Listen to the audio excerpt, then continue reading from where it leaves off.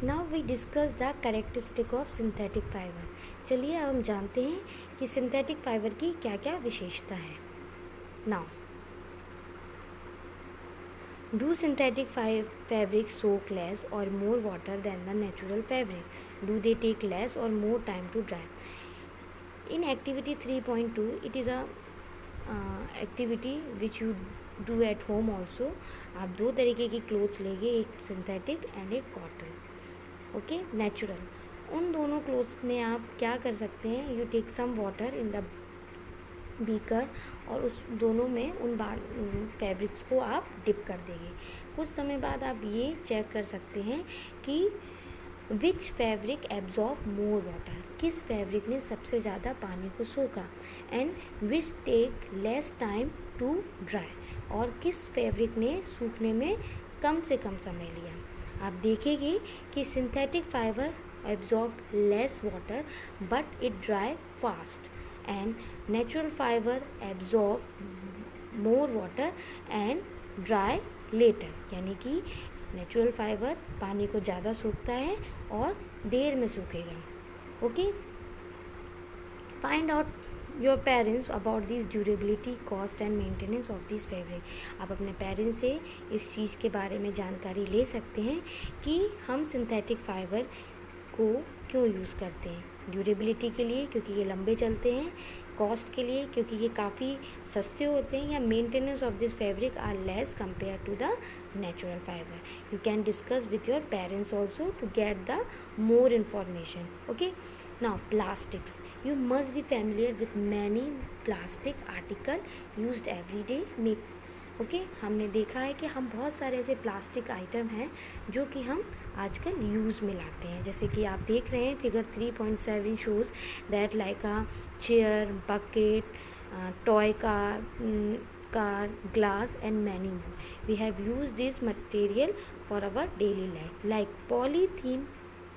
Now comes to polythene. Polythene is an example of a plastic.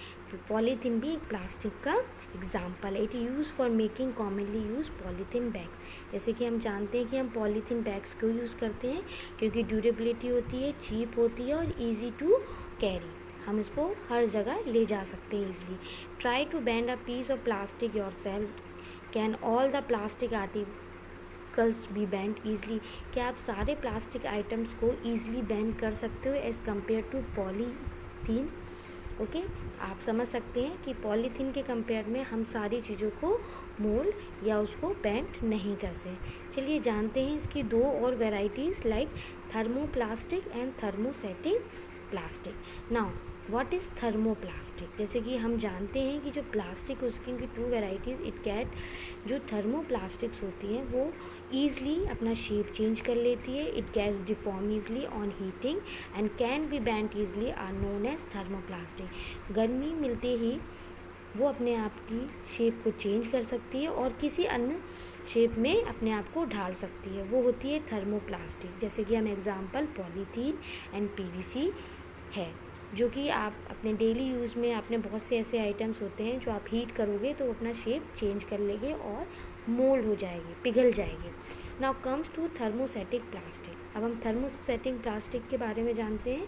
There are some plastic which when moulded once can not be softened by heating, these are called thermosetting plastic. वो plastic जो एक बार mould होने के बाद दोबारा heat देने पे soft नहीं होती और अपना शेप नहीं चेंज करती, उनको हम थर्मोसेटिक प्लास्टिक कहते हैं।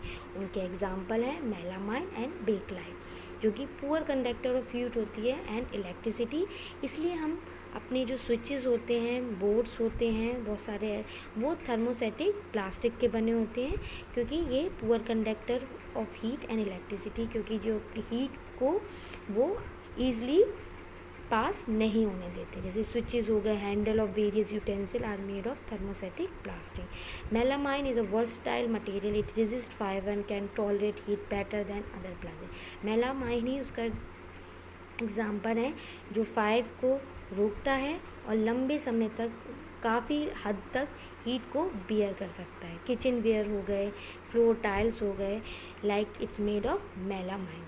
Okay, these are the example thermosetting and thermoplastic.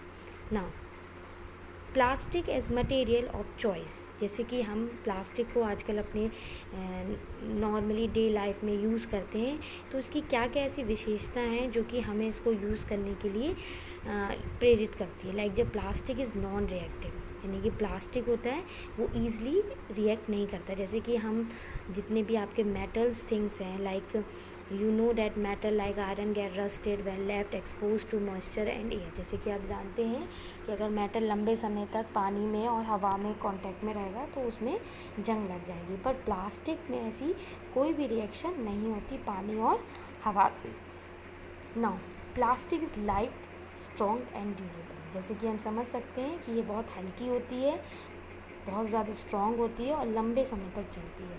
जैसे कि जो चीज़ आपने काफ़ी लंबे समय तक आपके हो सकता है ग्रैंड पेरेंट्स यूज़ कर रहे होते प्लास्टिक की, वो आपको अभी तक देखने को मिल सकती है. Like types of bucket use in the past, materials of the bucket, mugs you are using. ठीक है.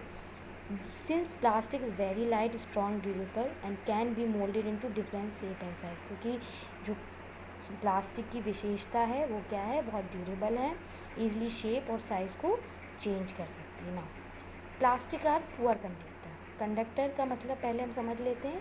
Conductor which pass the heat and electricity easily, जो एक जगह से दूसरी जगह तक हीट को और इलेक्ट्रिसिटी को पास करें. पर पुअर कंडक्टर क्या होते हैं, जो कि इन दोनों चीज़ों को ईजिली पास नहीं कर सके. जैसे कि आप देखते हैं कि घर के यूटेंसिल्स जो होते हैं आपके, वो प्लास्टिक सैंडल होते हैं, थर्मो सेटिंग के होते हैं, जो जब उसको पकड़ते हो तो आपके हाथ बर्न नहीं होते. तो because it is a poor conductor of electricity और हीट. ना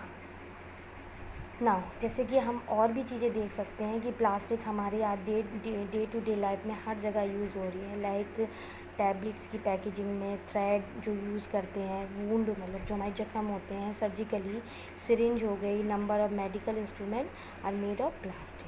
स्पेशल प्लास्टिक जो कुकवेयर होते हैं, जो माइक्रोवेव में यूज़ होते हैं, वो आपके खाने को गर्म रखते हैं, पर प्लास्टिक को किसी भी तरीके का मोल्ड नहीं करते. जैसे Teflon is a special plastic on which oil and water do. जैसे कि आपने टेफ्लॉन, जैसे नॉन स्टिक जितने भी पैन होते हैं उसके ऊपर टेफ्लॉन कोटिंग होती है, तो उसके ऊपर ना पानी और ना तेल चिपकता है. यानी कि कोई भी अगर हम फूड मटेरियल बनाएंगे तो वो किसी भी तरीके से उस पर स्टिक नहीं होता और कम से कम तेल उसको यूज़ किया जाता है बनाने में. तो आजकल ये हम बहुत देख रहे हैं कि बहुत यूज़ होते हैं. ना, plastic and the environment. Let us discuss all though what the plastic do with the environment. हमने जैसे कि उसकी विशेषता जान ली कि प्लास्टिक हमारे लिए किस किस वजह से हम उसको यूज़ करते हैं, पर ऐसा क्या है जो इन्वायरमेंट को अफेक्ट करती है प्लास्टिक, आज वो भी जानते हैं. A material which get decompose through natural process such as action by bacteria is called biodegradable. जैसे कि बायोडिग्रेडेबल का मतलब क्या होता है कि जो भी मटेरियल हमारे नेचर के थ्रू डिकम्पोज हो जाए, ख़त्म हो जाए, उसको नेचर उसको ईज़िली उसको चेंज कर दे इन अ फॉर्म ऑफ अदर. ठीक है ना, तो इसको हम कहते हैं बायोडिग्रेडेबल. यानी कि वो हमारे नेचर ने उसको एक्सेप्ट कर लिया और उसको ईज़िली चेंज कर दिया. Like a material which is not easily decompose, जो कि ईज़िली डिकम्पोज नहीं होता नेचुरल प्रोसेस से, is known as non biodegradable. Let us see some of the example कि कौन सी ऐसी चीज़ें हैं जो नॉन बायोडिग्रेडेबल हैं और कितना लंबे समय तक उनको चीज़ों नेचर से एक्सपोज होने में टाइम लगता है और कितना ड्यूरेशन लेती है वो चीज़ों को चेंज होने में.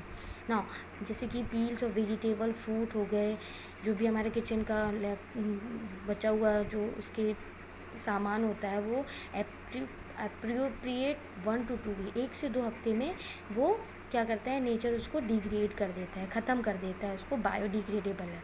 जैसे पेपर है, 10 से 30 दिन के अंदर उस चीज़ को, जैसे कि आप कोई चीज़ थ्रो कर देते हो as a paper in the soil, तो वो कुछ समय के बाद क्या होता है, उसमें मिल जाता है, डिग्रेड हो जाता है.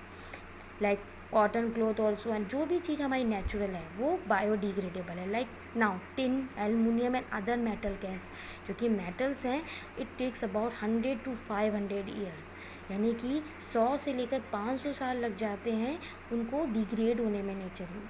ठीक है ना, तो इट इज़ नॉन बायोडिग्रेड, यानी कि जिसको नेचर उसको काफ़ी लंबा समय लगे उसको ख़त्म करने में, उसको हम नॉन बायोडिग्रेडेबल कहते हैं। Same as a plastic bag is take about the many more year above 500 year, यानी कि 500 साल से भी ज़्यादा प्लास्टिक्स को लग जाता है नेचर में डिग्रेड होने में, तो it is very harmful. Now let us take, since plastic takes several years to decompose, it is an environment friendly, it is not environment friendly, it cause environment pollution। इसी वजह से आप देख रहे हैं कि प्लास्टिक का आजकल यूजेस बैन कर दिया गया है, कम से कम यूज़ किया जा रहा है, और उसके लिए गवर्नमेंट ने 3 जो आपके 5 as a policies responsible citizen के लिए बनाई है।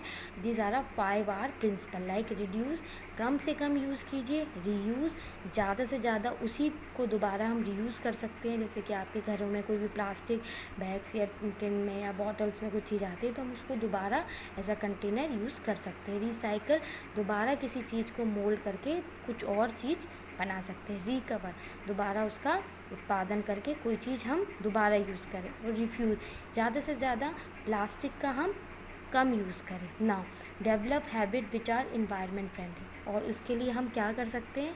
Do not throw plastic bag in the water bodies और ऑन द रोड, हमें प्लास्टिक बैग्स वाटर बॉडीज़ यानी कि पानी में या रोड पे नहीं फेंकना चाहिए।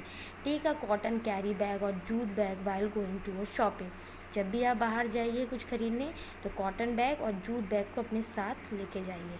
Try to minimize the use of plastic material, like use of steel lunch box instead of plastic one, आप ज़्यादा से ज़्यादा मेटल बॉक्सेस का यूज़ करिए और कम से कम प्लास्टिक्स को बैन कीजिए। तो these are the things we are use. हम देखते हैं कि जो चीज़ हमारे यूज़ में है वो आगे चल के कभी ना कभी हमारे लिए मिसयूज़ में भी आती है।